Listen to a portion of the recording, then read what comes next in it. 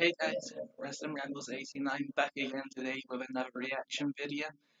This time it's going to be reacting to Stone Cold Steve Austin on the Angriest He Ever Got Someone in Wrestling. Off the top of my head, I'm going to guess it's going to probably be, well, I was going to say Owen Hart, but Austin's usually kind. Probably a tragic situation with him. So I'm going to say it's something to do with Jeff Jarrett. Their situation is well publicized. But I'm not talking from me. I want to hear the man himself, as I'm sure you do. So let's get started. Been a fan of yours for about as long as I can remember, and I've always been a big fan of your ring work. You never Same. seemed to lose your cool when things got heated up or botched. What was the most heated in-ring moment or botch you had or was a part of? Jay Bruner. Man, Jay, I always tried to remain calm in the ring with respect to things going wrong because there's that old saying, never let them see you sweat. Yeah. So if some things go wrong, you don't want them to know it. I never really got heated up inside the ring because I never had to. I'll never forget for one time. One time I was working with Booker T somewhere. Me and Booker T worked together a lot and had a blast. Booker's And I love Booker T. But one time, and I've told this story on a podcast before, one time Booker T, I don't know if it was like a jab or a cross, but he knocked the dog shit out of me, and it incensed me immediately. And I knew that a return receipt must be fired now. And so as soon as he hit me and I sold it, boy, I said, God dang it. And I hit him with a right hand. Well, like I said earlier, my right arm doesn't straighten out, but I threw the hardest shot I could back at him because that's how hard he hit me. And I told him backstage, I said, man, I said, if we ever get in a fight, I'm going to whip your ass because I already know that I took your best shot. And my shot didn't connect good because my right arm wouldn't straighten out. Snap. And he started laughing. And Booker T can go. Absolutely, he can go. But that would be a shot that I fired that I thought had to be an immediate receipt. And we still laugh about that to this day. But other than that, the hottest I ever got in the business of pro wrestling was when we was working the Kiel Center in St. Louis, Missouri. And we was working an angle, and I don't remember who I was working with, but Big Boss Man was supposed to run out there and hit me with the chair to cause me to lose the match. We get in the spot. It's at the end of the match. There's no Big Boss Man. He's nowhere to be found. That big bastard's supposed to run out there and cause me to lose the match so we can get off and start working an angle together. So here comes Jerry Briscoe. Jerry Briscoe was one of the great shooters out of Oklahoma State. Yeah. And comes out there. Those old school guys aren't really great with chairs because they didn't really use chairs. They're steel chairs or even wooden chairs back in their generation. And they didn't sling them like we would sling them in the Attitude Era and currently now when they are able to use chairs. So he comes out there and hits me with this weak-ass chair shot. I got to go down.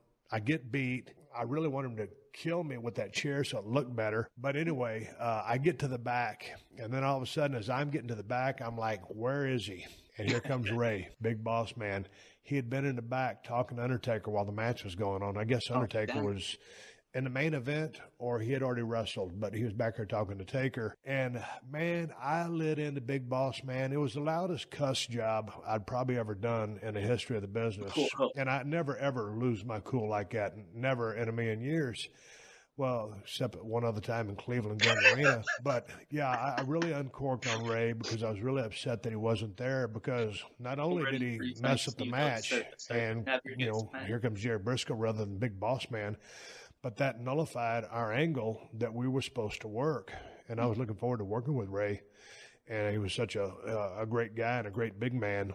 There weren't too many times I got heated up. I mean, when you go out there and you're at that level, you're a pro and you take pride in what you're doing and you know that things are work. You know that things can go wrong. And if they do go wrong, it's up to you to fly by the seat of your pants. And that's something that I always prided myself on, whether it's on a promo segment, a segment with physicality in a match, complex matches where multiple people involved, things get out of order.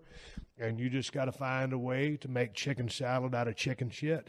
And so that's the way we always rolled. And for that matter, I can't say this is a blanket statement across the history of the business, but I haven't seen too many times when people really got hot in the ring. I'll never forget, I was just talking about Bruiser Brody the other day. For some reason, way back in the day in WCW, Bruiser Brody, was it NWA? I think it was WCW. Bruiser Brody was working with Lex Luger in a steel cage. And Fonzie was the referee in that match. And for some reason, I don't know what went wrong, but whether Brody didn't like the finish, but he started no-selling all of Lex's moves. Yeah. And, Lex didn't really know whether to shit or wind his watch, and he finally just gets out of the ring and climbs out of the cage. And I don't know if Bruiser had a bunch of blades taped to his finger. I think that's where he used to keep his blades or what was going on. He didn't cut Lex or anything like that, but he just started no-selling him. Bruiser was a big, scary guy, and it wasn't like Lex ran around. It wasn't like Lex ran away like a punk. I just think he didn't know what to do. He just said, hey, man, F this. Let me just get out of here. So he just climbed out of the ring. So that was kind of a case where, obviously, Bruiser was a strong, opinionated guy, and something pissed him off. And there's been many cases where guys have gotten mad, but in a work sport, when it turns to a shoot, things get real ugly real fast, and it works. Yeah, so I'm very surprised he didn't mention Jeff Jarrett at the very least. As I said, he's kind of more reluctant to badmouth Val indirectly, which is understandable. But Jeff Jarrett, I know in recent times, like on the Broken Skull sessions, he claims it was overstated and stuff, but everyone says the opposite. But he, he makes me laugh so much. Right at the start, he says he never really got mad. Then he named two official stories and mentioned a third, which he didn't go into, which I wish he would have. Maybe that was Jarrett, who knows? But it was definitely interesting. And I have to say, even though it was stupid missing your spot talking to The Undertaker, I did have to feel sorry for Big Boss Man after getting ripped into so harshly by Austin. But yeah, that was definitely interesting. I'm really glad I chose this video to react to. Thank you for watching. Hope you enjoyed it too. Like, subscribe, and click the notifications bell if you haven't already. I'll be uploading more videos like this in the coming days and weeks. So yeah, this is Wrestling Rambles 89, signing off.